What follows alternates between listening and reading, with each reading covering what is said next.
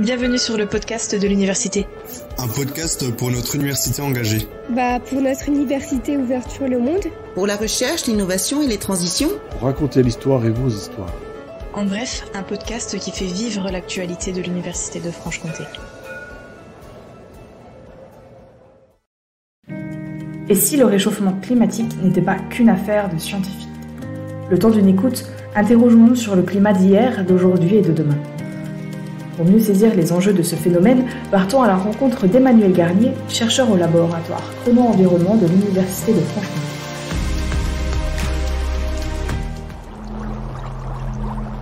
Bonjour Monsieur Garnier et bienvenue sur le podcast de l'université. Merci d'avoir accepté de répondre à nos questions sur le climat.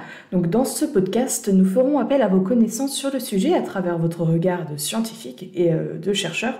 Nous ferons ensuite un point sur le rôle de la science et de l'Université de Franche-Comté quant au changement climatique. Et enfin, vous nous révélerez quelques pistes afin de limiter l'avancée de ce phénomène. Voici donc ma première question.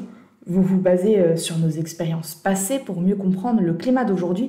Est-ce que vous pouvez nous en dire plus afin que nous puissions comprendre votre démarche ? Alors, ça peut effectivement surprendre d'utiliser des retours d'expérience empruntés au passé pour finalement s'adapter aujourd'hui, voire même prévoir le climat de demain.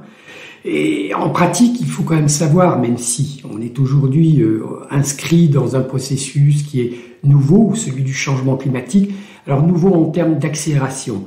En revanche, des événements tels qu'on les décrit aujourd'hui se sont déjà produits, que l'on parle de tempêtes, de sécheresses, d'inondations catastrophiques, etc. Et il est donc important de pouvoir réanalyser, réétudier ces événements historiques anciens pour essayer de voir d'abord quels ont été les mécanismes de ces processus et deuxièmement de quelle manière les sociétés de l'époque qui avaient été affectées par ces catastrophes avaient tenté ou non de s'adapter. Merci Monsieur Garnier pour cette première réponse. Maintenant, place à nos responsabilités en tant qu'universitaires face au changement climatique. À l'Université de Franche-Comté, vous travaillez au sein du laboratoire Chrono-Environnement. Quel est votre rôle en tant que chercheur et plus généralement, quel est le rôle de la science vis-à-vis du climat ? La science a indiscutablement un rôle d'expertise, c'est la définition même du chercheur, c'est-à-dire que nous sommes censés produire des résultats qui doivent aider, nous l'espérons à chaque fois, qui doivent aider le décideur politique, les communautés locales à se préparer à l'avenir, en l'espèce l'avenir climatique. Et puis le second rôle, moi personnellement j'y tiens beaucoup, c'est ce qu'on appelle un petit peu pompeusement la médiation scientifique, c'est-à-dire pour moi l'impérieuse mission consistant à informer les communautés locales et à les préparer à ces changements. Nous utilisons à tort le terme de réchauffement climatique, on entend ce mot-là assez souvent dans les médias. Vous parlez de changement climatique, pourquoi ce terme n'est pas...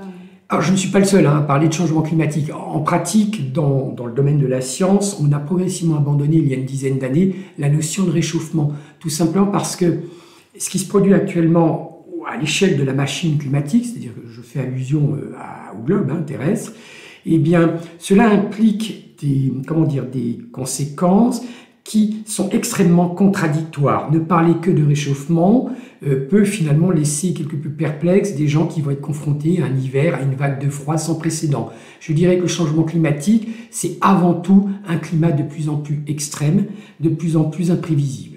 Vous nous parlez donc de l'imprévisibilité des événements auxquels nous pourrons potentiellement faire face dans les prochaines années à venir.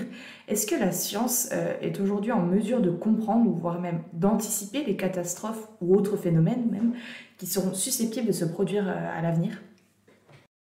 Alors, je suis bien incapable de prévoir la température d'ici 20, 50 ou 100 ans. Et ce n'est pas mon rôle, je suis un chercheur en sciences sociales.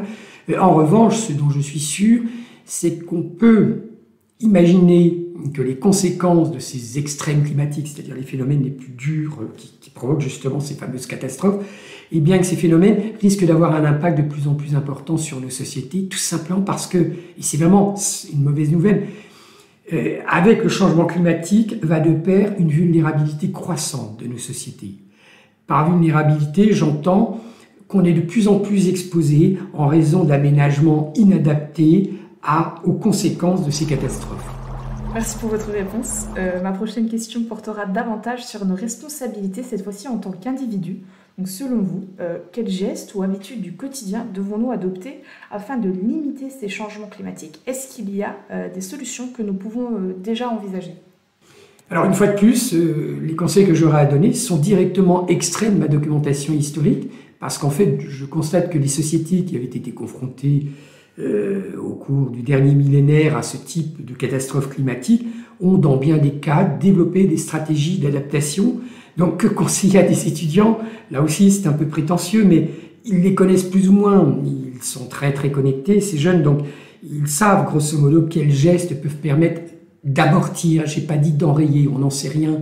Si on prend une trajectoire, donc la pire des trajectoires avec une augmentation de 3 ou 4%, l'adaptation va être très très compliquée, sinon impossible.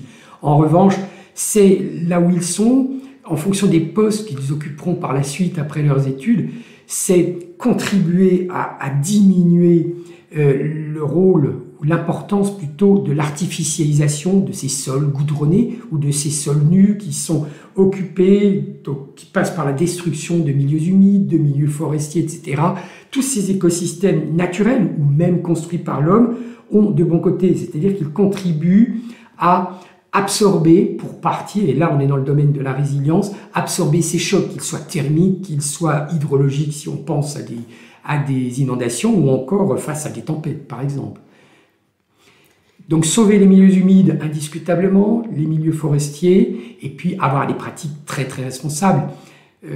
Je reste toujours perplexe quand je vois l'acharnement de mes voisins, d'autres personnes, à tondre de manière trop régulière. Or, des gazons qui sont trop courts, ce sont des gazons d'abord qui meurent en période de sécheresse et qui, dans tous les cas, ne permettent pas de faire office de milieu de rétention des eaux. Merci Monsieur Garnier pour l'ensemble de ces explications. Pour conclure ce podcast, est-ce que vous pouvez nous parler du laboratoire Chrono-Environnement dans lequel vous travaillez et où vous effectuez l'ensemble de vos recherches sur le climat afin que nous puissions en apprendre davantage sur ses particularités et les différents enjeux auxquels vous pouvez être confrontés au quotidien?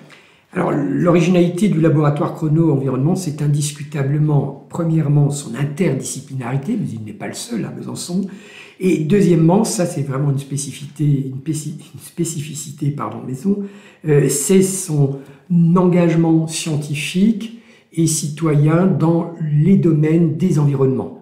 Un petit peu tous azimuts, on travaille aussi bien sur les risques épidémiologiques que les risques qui sont liés aux écosystèmes forestiers, aux milieux humides dont j'ai déjà parlé. Et dans cet écosystème, ma foi, un historien y a toute sa place indiscutablement.